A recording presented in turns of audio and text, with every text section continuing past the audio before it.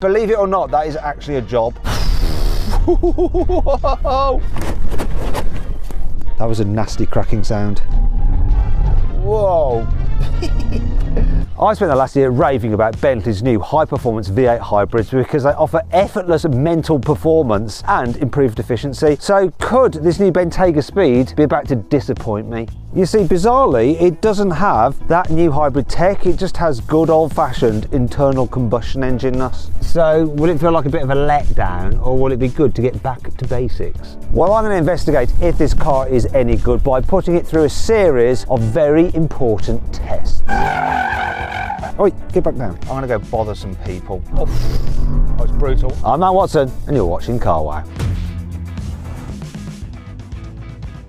I know what you're thinking. Are you sure this is a new car? Because it looks exactly like the old Bentayga. Yeah, you're not wrong. So all the bonnet, all the bumper, all that kind of stuff is exactly the same as before. And like before, the Speed gets like black bits rather than chrome bits. Look, this one's got the optional carbon fibre front splitter. Nice. Down the side, we've got the optional carbon fibre side skirts as well. Probably shouldn't kick them with my foot, but they're covered in PPF, so it's fine. Then at the back, it has the optional carbon fibre roof spoiler and the optional Akrapovič exhaust, which you got on the previous generation Speed as well. Anyway, let's have a listen to it.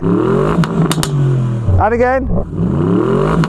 Right, enough, cut it. But none of that is new, is it? There is something new. Have you spotted what it is? Quick. Can you think what it is? What's new? What's new? What's new? It's quite a big thing, actually, and that's a clue. Big size. What is it? Alloy wheels. For the first time ever in Bentley's history, you can get a 23-inch Speed wheel, and these are they. But the wheels aren't the only things on this car. They're absolutely massive. You need big brakes on a car such as this because it's a big, heavy car, and it does have some serious brakes. So the standard iron discs are 400mm at the front, gripped by 6-piston calipers, and 380mm at the back, gripped by a single piston caliper. These carbon ceramics, though, they're an extra £10,000, but you do get more discs. So 440mm here at the front, gripped by 10-piston calipers. At the back, they're 370, so slightly smaller than the iron disc for some reason. Once again, gripped by a single piston caliper.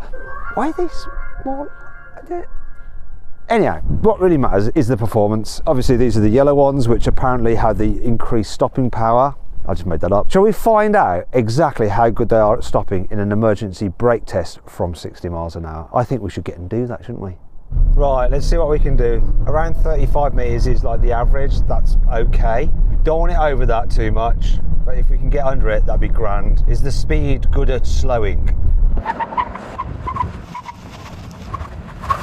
Oh!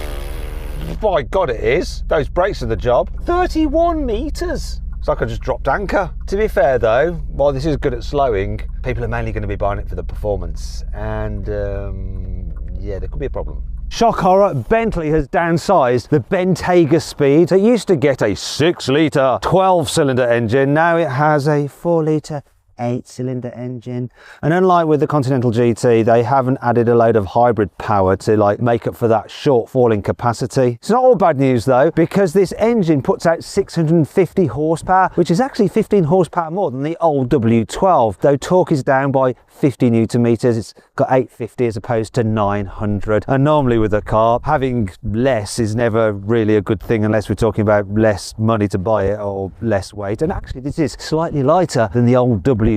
So how does that affect the actual speed of the Speed?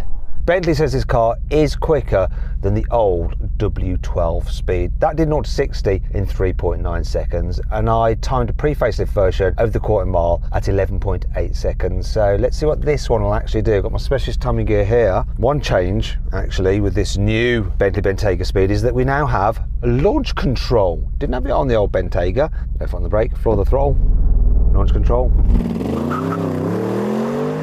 Oh, it's brutal. What's the 0 to 60? 3.46 seconds. So it is quicker to 60, but is it quicker over the standing quarter mile? Come on, you've got to beat 11.8. What are we going to get? Classic. Bang on. 11.8 to 0. So, still the same over the quarter mile, but quicker to 60. And most people aren't going to be racing over the quarter mile. I'll tell you what though, considering how quick this thing is, the interior is not quite what you expect. This interior is just fabulous. It's not really any different to the old Bentayga Speed, but still, look at it. And everything you touch just feels so nice, so nice. Oh, So just groping and molesting the car like some weirdo. There is one thing that doesn't feel so great though, and it's these stalks which you get in an Audi. They're not terrible, but they're just not as nice as the rest of it. Oh, I love this wood, I love this leather, I love this quilting, I love this Alcantara, I love the stitching. And try as I might, I can't find any wonky stitching anywhere. It's all just perfect. Now, what I do like as well is we've got an infotainment system that works very well. Decent menus, easy to figure out, wireless Apple CarPlay and Android Auto. But you don't have to control the climate control through it because you have good old-fashioned buttons. Look, buttons for your seat, buttons for your temperature, buttons for your fan speed, and it all feels very nice. And the digital dials, they're the same in a way. They're digital, of course, because it's like 2026, but they look analog. That is great. It's practical as well. We've got big door bins, we've got storage, we've got USBs, we've got 12 volts, we've got wireless charging, we've got a decent sized glove box. I need to fault something about this interior. Some people might say the colour scheme, they might go, ooh, it's a bit weird. I actually really like it. This wood and this yellow and this green, it all seems to work for me. But is that because I'm just a bit odd? What will other people think of it? Right, I'm gonna go bother some people. Excuse me, do you like the interior of my car? Yeah, it's all right. It's all right, isn't it? Hello, how are you? Oh, she didn't like me. She thought I was a weird stalker, which is kind of fair. Hello. Hi Matt, how you doing? I'm alright, you? Talking to you as if I know you, but like many people, seen many of your videos. What are you doing? What's happening with your car? Yeah, it's a bit of a one, isn't it? Yeah. What's happened? It's a test engineer car, so. Oh, you work for Aston? Company that's linked to them, so we do some of their mileage accumulation on them. Ah, right, so mileage accumulation, which means they give you an Aston to drive round in to put miles on. That's a tough old gig, isn't it? It's hard work. Yeah, especially in a beautiful V12 like that. Right, I don't know whether you're going to be able to answer this question then if you're working for Aston Martin, but what do you think of the colour of this interior in particular? That works for me. It's yeah. good, isn't it? I like it, yeah. I think most people do. Probably could throw a little bit of carbon in there as well, maybe. Oh, that's so Aston Martin of you. Nice to meet you anyway. You too, yeah. Cheers. Have a good one. Enjoy your driving, round and round. Let's just ask these people. Hello, how are you doing today? What do you think of the interior colour scheme of my car? Yeah, the green and yellow with the wood. What, do you like it? Is it good or is it bad? You be honest. I won't be offended. You wouldn't have it yourself. Okay, no. Fair enough. Yeah, sorry. How about you? It's okay. It's okay. Yeah. Okay. All right then. Are you trying to sell it or? No, no. I'm just trying to get people's opinion on the interior. The interior in particular, because I think it's quite brave. The interior. I like it personally. Well, yeah. What is it? It's a Bentley, isn't it? Yeah, it's Bentley. It's nice, isn't it? Yeah. What was your thing on the side here? Camera? Yeah, it's a camera. I drive around filming cars. Oh. Believe it or not, that is actually a job. Nice to meet you. Have a good day. So the interior is a bit Marmite then. But can I uncover anything divisive about the way this car goes down a country road? This Bentayga Speed handles extremely well considering just how heavy it is. So it weighs in at 2,451 kilograms, which is a lot. But actually, it's 50 kilos lighter than the old Bentayga Speed. See, that W12 engine is just so heavy, and it means that your weight saving is over the nose, which means this is a bit more pointy than it was before. Also, it's lighter by 8 whole kilos than the Continental GT Speed.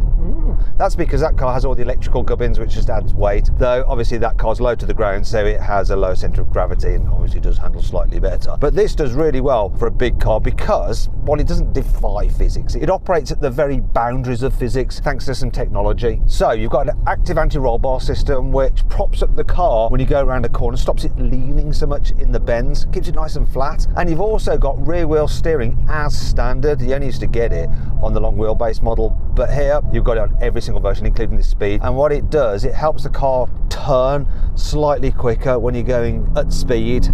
Makes it feel more agile, as well as more manoeuvrable when you're in town. Whoa! Also, when you put this car into sports mode, it stiffens the suspension by 15% more than it stiffens the suspension in the standard Bentayga. So I'm going to do that now. Ooh. Makes it exhaust louder as well. Whoa! Whoa. Then this thing is an absolute hooligan. Wow. Thing is though, I still don't think it handles quite as well as an Aston Martin 707. If you want to see my full in-depth video review of that car, click on the pop-out banner or scan the QR code or follow the link in the description. But there is something that Bentley's done to this thing that makes it, I'm surprised they've done it. It's like poof. So Bentley have reconfigured the stability control system. So if I put it into dynamic mode, apparently it will allow the car to drift. I'll believe it when I see it. What? That's a no. Try in second gear. It just felt like understeer to me.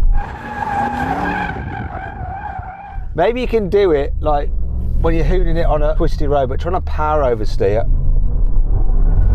No, I'm just giving it lock. It just doesn't want to do it. Let's just try one more thing. Maybe if I turn it all the way off, let's go into auto mode, it might do it better. Full lock, floor it.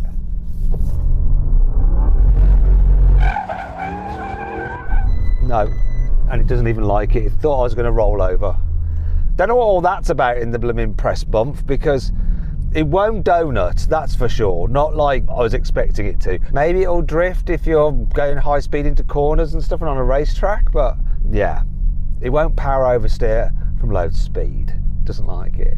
To be fair, you probably won't want to do much drifting in this car anyway, because you'll soon eat through the tyres, and they are rather expensive. And yeah, that brings me on to the car's price. A standard Bentayga is just over £170,000. This one, with options, costs more than the average house in the UK. It's almost £300,000. That's because it's fitted with over 70 grand's worth of options. Madness. So what happens if you want a Bentley but you've only got enough money for the options? There's a solution. While Bentleys may cost a lot of money new, they do suffer severe depreciation. So unless you're the person buying it new, that's actually a good thing, because you can get some amazing deals on used Bentleys. For instance, here's a 10-year-old Bentley Bentayga W12 I found on Carwow with just over 30,000 miles on the clock, and it's available for less than £60,000, so less than the options on this car. There is always a risk when you're buying used though, and that's that you don't know the history of the car, unless of course you do a car vertical history check. Did one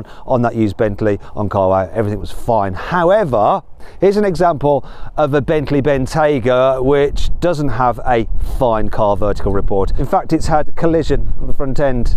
It was repaired, put back on the road. So if you went to buy this car, you might not know that it had that damage if it wasn't for the car vertical history check. And that's why if you're buying a used car, make sure you go to car vertical and use the code CARWOW for 20% off. You can do that now by clicking on the pop-out banner or scanning the QR code on screen, or just follow the link in the description of this video.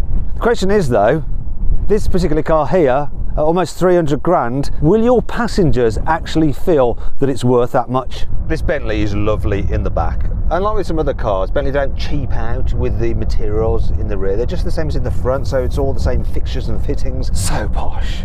And it's also really practical as well. You can actually get a long wheelbase version of this car, but I don't think you need it. So Jack, who is driving, is like 191 centimetres long. He's long. But look, I've still got decent knee room there. Headroom's good as well. There's plenty of foot space. I can stretch out underneath the seat in front. Now, if you need to carry 3 at once, yes, there is a bit of a hump in the floor, but there's so much foot room, and this seat is so wide and so deep, and the shoulder room is so big, there's enough room for 3 people in the back. I mean, this middle seat is a bit firm, so you probably don't want to do that, but I think that's fine. And look, I can slide the seats like that. There's also recline function, and it's quite practical. We've got big door bins, you've got like posh folders on the seat backs, your 12-volt socket and your USB-Cs. And I like this as well. So there's a little gadget down here which I use to control some of the functions. So here it is, look, I can do things like control the stereo and various other features of the car. I can control my seats. So these outer rear seats, they have heating function and cooling function as well, which is very nice. Also, what I can do is, if I just want to like sit back and relax, I can shut all the blinds at the press of a button. Look, close the blinds, close all. There we go. And I can do this as well with my headrest, get comfy. And this is a car you can genuinely get comfy in, because you've got acoustic glass, so it's all very, very quiet in here. And the air suspension itself levels and it just wafts up the road. It's lovely. There is one thing that if you're the driver you might be a bit worried about though, and it might be a little bit stressed. It's the economy. So let's find out what it is. So Jack, what are we doing? So it's currently doing 16 mpg. Okay, so not terrible, but not great either. I think if you're doing a lot of chauffeuring, especially a lot of chauffeuring around town, you're probably going to be better off with a hybrid. And really, if you want to be chauffeuring people, you might be better off with the Bentley Flying Spur. And see my 14 different. Wish to use the online speech recognition service as well. Cancel. Please accept the license agreement. Cancel. Shut her up. Why do they do that? Every manufacturer does it. I think it's only a problem if you're a motoring journalist talking about cars and saying the brand name. Anyway, yeah, if you want to see my full in-depth video review of the Flying Spur, click on the pop-out banner up there, scan the QR code on the screen, or follow the link in the description of this video. However, there is a way that the Flying Spur isn't quite as good as this, and it's practicality. The Bentayga Speed has the biggest boot of any Bentley on sale. I'll show you now, but I love the way you open it by pressing the B. No messing around with buttons down there like on some other cars. Anyhow, it's 484 litres, which is a smidge bigger than the hybrid version of the Bentley, and it's bigger than the long wheelbase or the four-seater versions because they have slightly smaller boots because of their big, clever, reclining seats. Also, it's bigger than the boots on the Flying Spur and the Continental GT because of all their hybrid shenanigans, and it's a hatchback, so it's practical. Look, opens nice and wide. So, how much stuff can you get into it? Shall we find out? What do you reckon? How many suitcases? 6, 7? Shall we find out? Let's do it. Can you pass them to me, please?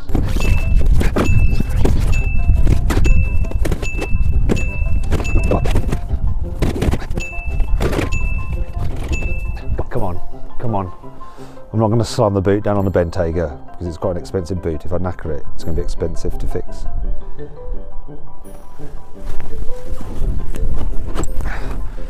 Okay, maybe I'll give it a bit of assistance. Just a bit. That was a nasty cracking sound. Come on, we're going to do 10.